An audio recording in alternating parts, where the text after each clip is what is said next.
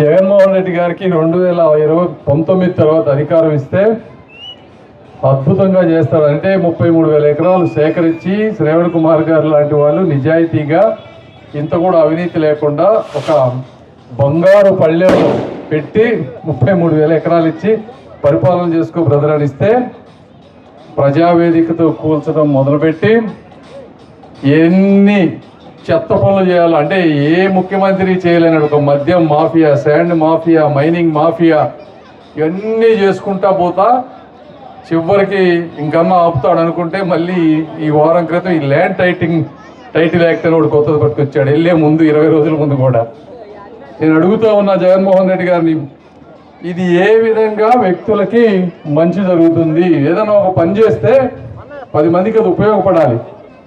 ఇక్కడ ఏమి గొడవలు ఉన్నాయి? ల్యాండ్ టైటిల్స్ ఎక్కడన్నా ఇష్యూస్ ఉన్నాయా? ఎక్కడో ఒకటి అలా ఉంటాయి. సమాజంలో 99% ఆంధ్ర రాష్ట్రంలో ఎక్కడ ఉన్నావు గొడవలు ఉన్నట్టు మీ రాయలసీమ ఏరియాలో అక్కడ ఏమైనా ఉన్నాయో కానీ ఈ చుట్టుపక్కల కానీ ఎక్కడ గొడవలు ఉండవు ల్యాండ్ టైటిల్స్.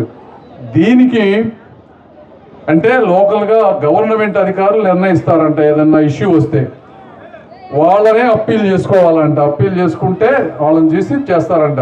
ఎవరికి అప్పీల్ చేయాలి? ఇప్పుడు అంటే ఇక లాయర్స్ చదువుకున్న వాళ్ళందరి పరిస్థితి ఏం కావాలో నాకు అర్థం కావట్లేదు. దీనివల్ల మనం కొత్త లాయర్లు జడ్జిలు వస్తారు. ఎవరు వస్తారో తెలుసా?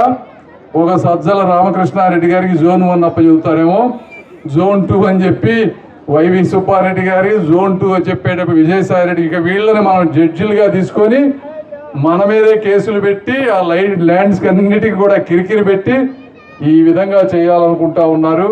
మీరందరూ కూడా అర్థం చేసుకోండి. ఇంకొక 10-20 రోజుల్లో ఇవన్నీ గవర్నమెంట్ తప్పనిసరిగా పోతుంది. వచ్చిన తర్వాత దీన్ని తీసేస్తాం. అందుకే కొద్దిగా బాధాకరమైనా కూడా అంత బాధపడతలేదు. ఎందుకంటే ఈ యాక్ట్ అనేది ఉండదులే ఇంకో 20 రోజులు పోయిన తర్వాత. ఏదేమైనప్పటికీ ఈ ప్రాంతంలో భూములు ఉన్న వాళ్ళు మాత్రమే కాకుండా తెలుగుదేశం పార్టీ వచ్చిన తర్వాత భూములు లేని వాళ్ళు, పేదవాళ్ళకు కూడా కనీసం 2 సెంట్లలో మంచి ఇళ్ళు ఉండే విధంగా నేను శ్రావణ్ కుమార్ గారు కష్టపడి చేస్తామని మీ అందరికీ మాట ఇస్తా ఉన్నాం. ఎందుకంటే వస్తూ ఉంటే కొన్ని బిల్డింగులు బ్రహ్మాండంగా ఉన్నాయి, కొన్ని ఏమో ఇంకా పాపం పేద ఇప్పుడు ఇక్కడే ఉన్నాయి. ఈ చుట్టుపక్కల చూస్తేనే 1-2 ఇవి ఉన్నాయి తప్పించి ఈ ప్రాంతం కనుక సమస్తం అందరూ అభివృద్ధి చెందాలంటే మన చుట్టుపక్కల ఉన్న వాళ్ళ జీవితాల్లో కూడా ఆనందం ఉండాలి. వాళ్ళు ఆనందంగా ఉంటే మనం ఆనందంగా ఉంటాం. ఎప్పుడు ఒకళ్ళను చూసి ఇంకొకళ్ళు ఈర్షపడకుండా ఉండే విధంగా సమాజం అభివృద్ధి చెందినప్పుడు మాత్రమే గ్రామ స్వరాజ్యం, గాంధీజీ గారి కలలు కన్న స్వరాజ్యం వస్తుంది. దానికి తప్పనిసరిగా మేమిద్దరం ప్రయత్నిస్తామని మీ అందరికీ తెలియజేసుకుంటా ఉన్నాం. రెండోది రోడ్లు. ఇంతకుముందు 40 ఏళ్లలో ఎప్పుడు లేనటువంటి రోడ్లు, సిమెంట్ రోడ్లు. శ్రావణ్ కుమార్ గారు ఆ రోజు ₹1 అవినీతి లేకుండా చేశారు. ఇంకా కొన్ని రోడ్లు ఉన్నాయి, ఆ రోడ్లు కంప్లీట్ చేయాల్సిన అవసరం ఉంది. అదేవిధంగా మంచినీళ్లు, చెరువులు ఉన్నాయి కానీ కొన్ని చోట్ల ఫిల్టర్లు లేని మెకానిజం, కొన్ని చోట్ల అయితే వాటర్ లేదు. కొన్ని ప్రాంతాల్లో పక్క గ్రామంలో అయితే గ్రావెల్ దవ్వుకోవడం కోసం చెరువునే ఎండబెట్టారు. అంటే ఎంత దుర్మార్గమో చూడండి. అంటే ఇంకెక్కడన్నా దవ్వుకొని చావచ్చు కదా, కనీసం ఆ చెరువులు నీళ్లు కూడా ఇవ్వరా మీరు?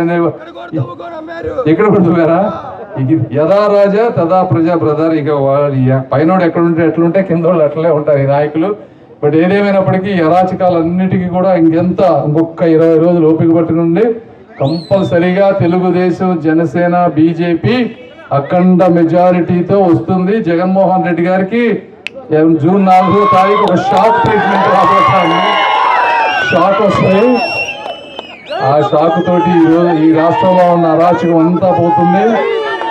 మీరు ఇక్కడ జనసేన నాయకులు అందరూ ఉన్నారు, నాకు తెలుసు. ఇప్పుడు అక్కడ మహిళలు ఎలా ఉన్నారంటే అసలు జగన్మోహన్ రెడ్డి గారి చుట్టుపక్కల కనపడితే అందరూ ఎగిరి తూగేటట్టున్నారు. ఆయన మీద అంత కోపంగా ఉన్నారు. అమ్మ మీరు, నాకు తెలుసు జగన్మోహన్ రెడ్డి గారు, ఆయన ఒక మాట చెప్తారంట, జగన్మోహన్ రెడ్డి గారి హృదయంలోకి వెళ్ళాలంటే, ఆయన హృదయ ద్వారాలు తెరుచుకోవాలంటే వచ్చిన నాయకులంతా కూడా పవన్ కళ్యాణ్ గారిని, చంద్రబాబు గారిని, లోకేష్ గారిని బాగా తిట్టాలంట. ఎంత తిడితే అంత ఆయన గుండె ద్వారాలు ఓపెన్ చేస్తాయంట. ఆయన హృదయాల్లో ఉండాలంటే ఈ పనులు చేయాలంట. ఎవడన్నా చెబుతాడా పని? హృదయంలో ఉండాలంటే నీళ్లు ఇవ్వండి, రోడ్లు వేయండి, డ్రైనేజీలు కట్టండి, స్కూళ్ళు కట్టండి అని చెబుతారు కానీ బూతులు తిట్టమని ఎవడన్నా చెబుతాడా? అలాంటి దురదృష్టం ఉంది. ఏదేమైనా మీ అభిమానానికి జనసేన కార్యకర్తలు, నాయకులు అందరూ కూడా మీరు 10 సంవత్సరాల నుంచి ఎంతో కష్టపడి పార్టీని బిల్డ్ చేసుకున్నారు. మీ కష్టాన్ని ఈ రోజున తెలుగుదేశం పార్టీకి ఇస్తున్నారు కాబట్టి ఆ కృతజ్ఞత మాకు ఎప్పుడు ఉంటుంది. ధర్మం పొత్తులో ఉన్నటువంటి ధర్మాన్ని పాటించే వ్యక్తులు, ముఖ్యంగా నేను కానీ శ్రావణ్ కుమార్ కానీ, మీరు ఈ ప్రాంతంలో ఏ అవసరం ఉన్నా కూడా మేము ఉన్నామని అర్థం చేసుకోండి. విజయశేఖర్ గారి ద్వారా కానీ ఇంకొకరి ద్వారా కానీ రండి, అన్ని పనులు మేము చేసి పెడతామని మీ అందరికీ తెలియజేసుకుంటూ మీ అభిమానానికి కృతజ్ఞతలు తెలుపుకుంటూ సెలవు తీసుకుంటాం. టీడీపీ, బీజేపీ, జనసేన మిత్రపక్షాల కూటమి తరపున గుంటూరు పార్లమెంట్ సీటుకు పోటీ చేస్తున్న పెమ్మసాని చంద్రశేఖర్ గారికే ఓటు వేద్దాం. మన గుంటూరుని గెలిపించుకుందాం.